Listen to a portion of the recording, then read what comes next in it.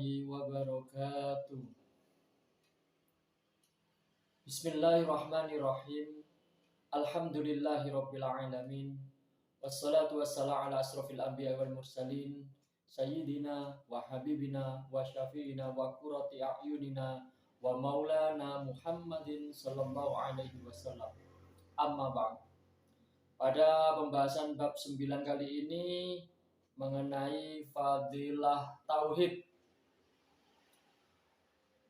Allah Subhanahu wa taala berfirman di dalam surat Ali Imran ayat 18 hingga 19. Bismillahirrahmanirrahim. Syahidallahu annahu la ilaha illa huwa wal malaikatu wa ulul ilmi qa'iman bil qisti la ilaha illa huwal azizul hakim. Innad dina 'indallahil islam wa makhtalafal ladzina utul kitaba illa min ba'di ma ja'ahumul ilmu baghyan bainahum wa man yakfur bi ayatillahi fa innallaha syari'ul hisab. Yang artinya Allah Subhanahu wa taala menyatakan bahwa tiada Tuhan yang lain kecuali Allah, penegak keadilan. Para malaikat dan orang-orang berilmu juga menyatakan demikian. Tiada Tuhan yang lain kecuali Dia yang perkasa dan bijaksana. Sungguh, agama yang diridhoi Allah Subhanahu wa taala hanyalah Islam. Mereka ahli kitab tidak berselisih kecuali sesudah datang ilmu pengetahuan, yaitu tentang Islam, kepada mereka, sebab mereka saling hasud menghasut. Siapa mengingkari ayat-ayat Allah, maka Allah sangat cepat membuat perhitungan. Nabi Muhammad SAW bersabda, yang artinya, sejumlah malaikat datang kepadaku, yakni Jibril, Israfil, Israel, dan Mikail alaihissalam. Lalu Jibril berkata, ya Rasulullah, siapa yang berselawat kepadamu 10 kali, maka akulah yang bertindak dengan tangannya dan kulintaskan di atas surat. Dan Mikail berkata, akulah yang memberinya minum dari telagamu.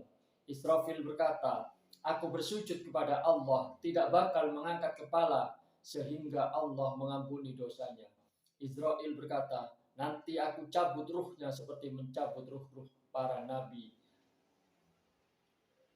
Kalimat syahidallah, ada yang mengartikan Allah lah yang menghukum dan menentukan, tapi ada pula yang mengartikan Allah Subhanahu wa taala memberitahukan bahwa tiada Tuhan yang lain kecuali Dia. Demikianlah dengan penjelasan dalil-dalil sekira dapat tawasul atau sampai ke pengenalan sifat keesaannya, ma'rifat wahdaniyah, maka Dia tunjukkan hambanya pada ma'rifat wahdaniyah. Tafsir Al-Lubab. Dan sementara ada yang mengartikan syahidallah itu pemberitaan dan pengumuman, dan pengertian syahidatul malaikah wal mu'minin adalah ketetapan dan pengakuan mereka terhadap keesaan Allah Subhanahu wa taala. Dalam menafsiri ulul ilmi, para ulama berselisih, sementara ada yang berpendapat bahwa mereka itu dari golongan para nabi alaihissalam, sebab mereka lebih mengetahui tentang sifat-sifat Allah Subhanahu wa taala. Tetapi ada pula yang berpendapat bahwa mereka itu adalah para ulama dari sahabat-sahabat Rasulullah sallallahu alaihi wasallam, baik muhajirin ataupun kaum Ansor. Namun ada juga yang berpendapat bahwa mereka itu adalah para ulama seluruh mukmin. Tafsir Ghasin. Setengah para ulama mengatakan bahwa ayat ini menyimpan dalil fadilahnya ilmu dan kemuliaan para ulama. Sebab jika ada seorang mulia melebihi ulama, pasti Allah Subhanahu wa taala menyertakan namanya dengan nama malaikat, bukannya ulama. Dari Bazazi, Nabi SAW bersabda, ayat innad dina 'indallahil Islam adalah jawaban dari anggapan beberapa kelompok musyrikin yang mengatakan tiada agama yang benar kecuali agama kami, yaitu agama Allah Subhanahu wa taala sejak Adam alaihissalam diturunkan ke bumi. Dengan anggapan yang salah ini, maka Allah Subhanahu wa taala menangkisnya dengan diturunkannya ayat tersebut, yang artinya sungguh agama yang diridhoi oleh Allah Subhanahu wa taala hanyalah Islam. Agama yang benar atau hak yang dibawa oleh Nabi Muhammad sallallahu alaihi wasallam. Tercantum dalam Syekh Sadah. Nabi sallallahu alaihi wasallam bersabda ketika surat Al-Fatihah, Alhamdu, ayat kursi, dan surat Al-Imran 18 sampai 19, Syahidallah, sampai dengan bi ghairi hisab turun, maka bergantung di arasy sambil berkata, ya Tuhan, turunkanlah kami kepada masyarakat yang kepadamu. Jawabnya, demi keagungan dan kemuliaanku, tiada seseorang yang membacamu sehabis sholat fardu, kecuali aku mengampuni dosanya dan menempatkannya di surga Firdaus. Aku memandangnya 70 kali setiap hari, dan aku memenuhi hajatnya 70 hajat. Yang paling rendah diampuni dosanya. Lalu Allah Subhanahu wa taala membaca syahidallah dan seterusnya hingga huwal azizul hakim. Kemudian Nabi Muhammad sallallahu alaihi wasallam bersabda, terhadap yang demikian ini aku menjadi penyaksi dengan lafaz aslinya sebagaimana berikut, wa ana ala dzalika minasyahidin, yang artinya terhadap yang demikian ini aku yang menjadi saksinya. Adapun hadis lewat riwayat At-Tabrani, lafaz aslinya adalah sebagaimana berikut, wa ana asyhadu annaka la ilaha illa antal azizul hakim, yang artinya dan aku bersaksi bahwa engkau Allah Subhanahu wa taala tiada Tuhan yang lain kecuali engkau yang perkasa dan maha bijaksana. Dari Ubadah bin Samit, Nabi sallallahu alaihi wasallam bersabda, siapa yang bersaksi dengan mengucapkan 2 kalimat syahadat, pasti Allah Subhanahu wa taala haramkan neraka padanya. Tercantum dalam Ad-Durrul Mansur, susunan Imam Suyuti.